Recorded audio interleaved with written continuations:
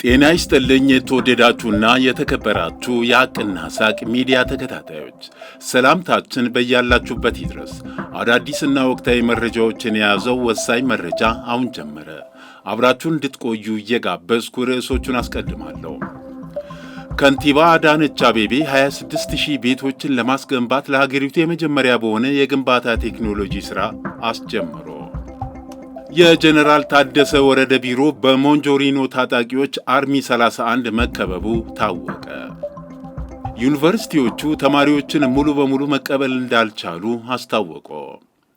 በአማራ ክልል ደቡብ ወሎ ዞን የፈለቀው የነዳጅ ክምችት ህብረተሰቡ በባህላዊ መንገድ እየተጠቀመበት እንደሆነ ተገለጸ። ኢትዮጵያ ስጋ ደዌ፣ ቲቪ እና ሌሎች የሳምባ በሽታዎች አፈጻጸም መርሃ ግብሯን በውጭ ባለሙያዎች ልታስገመግም ነው ተባለ። በተጭበረበረ ሰነድ የአሽከርካሪ ብቃት ማረጋገጫ ፈቃድ የወሰዱ መንጃ ፈቃዳቸው ተሰረዘ። ቻይና የመጀመሪያውን የሚበር ሆስፒታል በቀዶ ጥገና ክፍል አስመረቀች። ከንቲባ አዳነች አቤቤ 26000 ቤቶችን ለማስገንባት ለሀገሪቱ የመጀመሪያ በሆነ የግንባታ ቴክኖሎጂ ሥራ አስመረቁ። የአዲስ አበባ ከተማ አስተዳደር ከንቲባ አዳነች አቤቤ 26000 ቤቶችን ለማስገንባት ለሀገሪቱ የመጀመሪያ በሆነ የግንባታ ቴክኖሎጂ ሥራ አስጀምረዋል። በዚህ ዓመት ከያዝናቸው ዋነኛ ዕቅዶች መካከል ቀዳሚው ለከተማችን ነዋሪዎች የቤት አቅርቦትን ተደራሽ ማድረግ ነው ያሉት ከንቲባዋ በዓመቱ ከ100,000 በላይ ቤቶችን ለመገንባት አቅደን በርካታ ተግባራትን እያከናወንን ነው ብለዋል።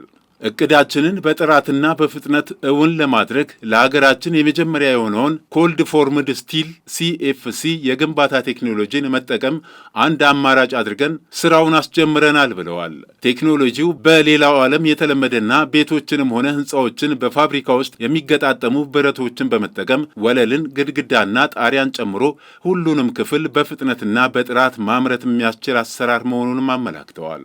የቴክኖሎጂው ፋብሪካ በንፋስ ስልክ ላፍቶ ክፍለ ከተማ መተከሉም ተገልጿል። በፈጠራና ፍጥነት መርህ ግንባታን ከሳይት ወደ ፋብሪካ በመቀየር የግንባታ ፍጥነትን በማሳደግ ወጪን በመቀነስና ጥራትን በማሻሻል አንጻር ተመራጭ መሆኑም ተመላክቷል። አስተዳደራችን እንደ ወትሮ የነዋሪውን ጥያቄ ለመመለስና ተጠቃሚነቱን ለማረጋገጥ በጠንካራ ፕሮጀክቶች ማኔጅመንት ዲሲፕሊንና በ24/7 የሥራ መርሃ ግብር ፕሮጀክቱ በጥራትና በፍጥነት ተጠናቆ ለታለመለት ዓላማ እንዲውል ያደርጋል ሲሉም ገልጸዋል። ይህን ከከተማችን አልፎ ለሀገር ጠቃሚ የሆነ ቴክኖሎጂን ወደ ሀገር ይዘው የመጡትን የሌጋሲ ሆም ድርጅት ባለቤት ኢንጂነር ያሬድ አፈወርቅን በራሴና በከተማ አስተዳደሩ ስም አመሰግናለሁ ብለዋል።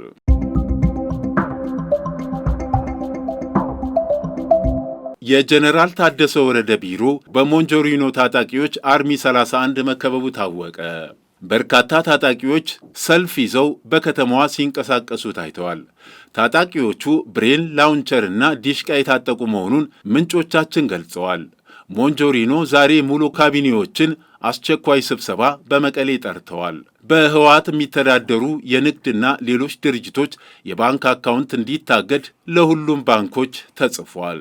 የአርሚ 31 የጦር አመራሮች እንዋጋለን አንዋጋም በሚል ለሁለት የተከፈሉ ሲሆን አንዋጋም ያሉት መሳሪያቸውን ለቤተሰቦቻቸውና በነፃ መሬት ለሚንቀሳቀሱ ታጣቂዎች እየሰጡ መሆኑን ምንጮቻችን ጠቁመዋል።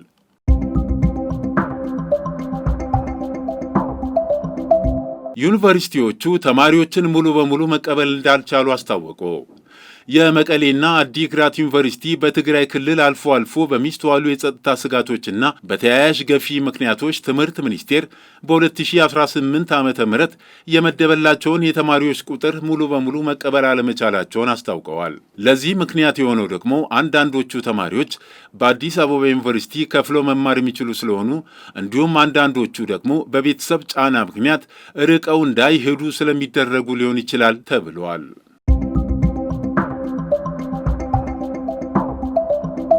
በአማራ ክልል ደቡብ ወሎ ዞን የፈለቀውን የነዳጅ ክምችት ህብረተሰቡ በባህላዊ መንገድ እየተጠቀመበት እንደሆነ ተገለጸ።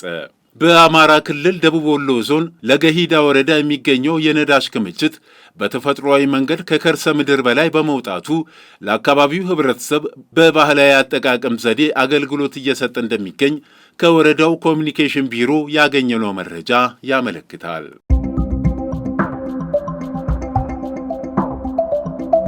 ኢትዮጵያ ስጋ ደዌ፣ ቲቪ እና ሌሎች የሳምባ በሽታዎች አፈጻጸም መርሃ ግብሯን በውጭ ባለሙያዎች ልታስገመግም እንደሆነ ተገለጸ። ኢትዮጵያ ሀገር አቀፍ የስጋ ደዌ፣ ቲቪ እና ሌሎች የሳምባ በሽታዎች አፈጻጸም መርሃ ግብሯን በውጭ ባለሙያዎች ልታስገመግም መሆኗን የጤና ሚኒስቴር አስታወቀ። ግምገማው ሀገሪቱ እነዚህን በሽታዎች ለማጥፋት የያዘችውን ግብ የሚደግፍ ምክረ ሀሳብ ለማግኘት ያለመ መሆኑን ሚኒስቴሩ ገልጿል። የግምገማው ዓላማ ኢትዮጵያ ውስጥ የቲቪ ዋና ዋና መንስኤዎችን ማወቅና የተጠናከረ ምላሽ የሚያስፈልጋቸውን አካባቢዎች መለየት መሆኑን የጤና ሚኒስትር ዴኤታ ዶክተር ደረጀ ዱጉማ ተናግረዋል። ከግምገማው የተገኙት ምክረ ሐሳቦች ሀገሪቱ ስትራቴጂካዊ ማስተካከያዎችን በመምራትና አዳዲስ የፈጠራ ሐሳቦችን ከአውድ ጋር የሚስማሙ ጣልቃ ገብነቶችን በማስተዋወቅ የቲቢና የስጋ ደዌ በሽታዎችን የማጥፋት ግብን የሚደግፉ እንደሚሆኑ ይጠበቃል ብለዋል ሚኒስትር ዴኤታው። በሚኒስቴሩ የበሽታ መከላከያና መቆጣጠሪያ መሪ ስራ አስፈጻሚ ዶክተር ህይወት ሰለሞን በበኩላቸው የውጭ ግምገማው በሀገር አቀፍ ደረጃ እየተተገበረ የሚገኘው ስጋ ደዌ፣ የቲቪ እና ሌሎች የሳምባ በሽታዎች አገር አቀፍ መርሃ ግብርን መነሻ በማድረግ ለህብረተሰቡ የሚሰጠውን አገልግሎትና አጠቃላይ የተዘረጋው ስርዓት በምን ሁኔታ ላይ እንዳለ በየደረጃው ለመገምገም ያለመ መሆኑን ገልጸዋል። በመሆኑም በዘርፉ የሚሰማሩ አጋር ድርጅቶች፣ የተጠሪ ተቋማት ተመራማሪዎች፣ ከዓለም አቀፍ ማህበረሰብ ደግሞ የዓለም ጤና ድርጅት የውጭ ባለሙያዎችን በመመደብ በ15 አብይ ጉዳዮች ላይ ግምገማው የሚከናወን መሆኑን ሚኒስቴሩ በይፋዊ የማህበራዊ ትስስር ገጹ ላይ ካወጣው መረጃ ለመመልከት ችለናል።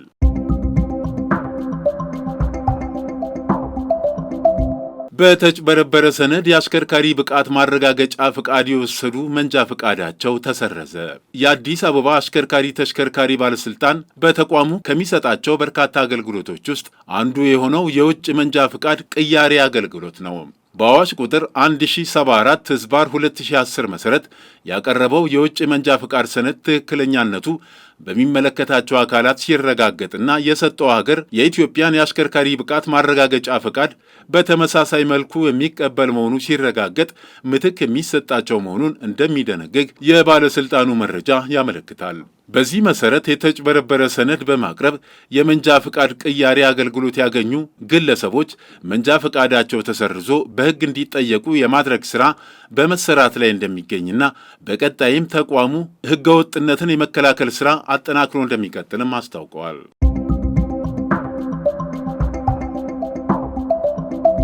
ቻይና የመጀመሪያውን የሚበር ሆስፒታል በቀዶ ጥገና ክፍል አስመረቀች።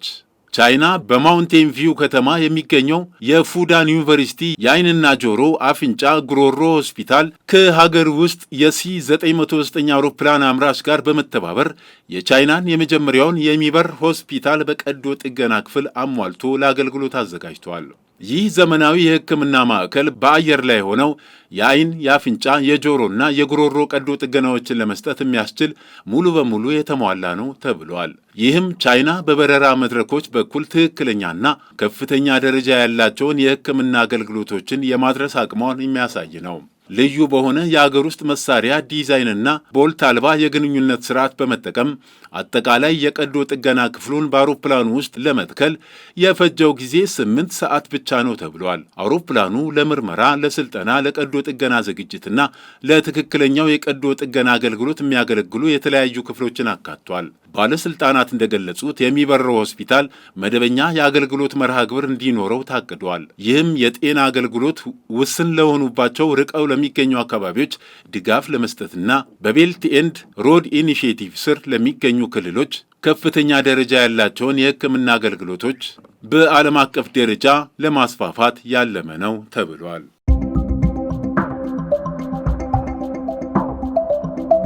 በደቡብ ሱዳን የእርዳታ አውሮፕላን ከተጠለፈ በኋላ መገኘቱ ተነገረ። ንብረትነቱ የወንጌላዊት ቤተ ክርስቲያን የእርዳታ ቡድን የሆነው አውሮፕላን በታጠቀ ግለሰብ ከተጠለፈ በኋላ አብራሪው ወደ ቻድ እንዲበር ተደርጎ ነበር። አውሮፕላኑ የሕክምና ቁሳቁሶቹን ጭኖ እንደነበር ሲዘገብ፣ ታጣቂው አውሮፕላኑ ውስጥ ቀድሞ ገብቶ መደበቁ ተነግሯል። ግለሰቡ ለምን ወደ ቻድ መብረር እንደፈለገ ያልተገለጸ ሲሆን አብራሪው አውሮፕላኑ ነዳጅ እንደሚያስፈልገው ከነገረው በኋላ ዋኡ በተባለች ከተማ ማሳረፉና ጠላፊው መያዙ ተነግሯል። ግለሰቡ በጁባ ኢንተርናሽናል ኤርፖርት የሚገኝ የአየር ቻርተር ድርጅት ልብስ ለብሶ ነበር ሲባል ድርጅቱ እንደዚህ አይነት ሰራተኛ እንደሌለው አሳውቋል። ባለፈው ሳምንት የተመሳሳይ እርዳታ ድርጅት አውሮፕላን የምግብ እርዳታ ጭኖ ሲጓዝ ተከስክሶ በአውሮፕላኑ ውስጥ የነበሩ ሦስቱም ሰዎች መሞታቸው ተጠቅሷል።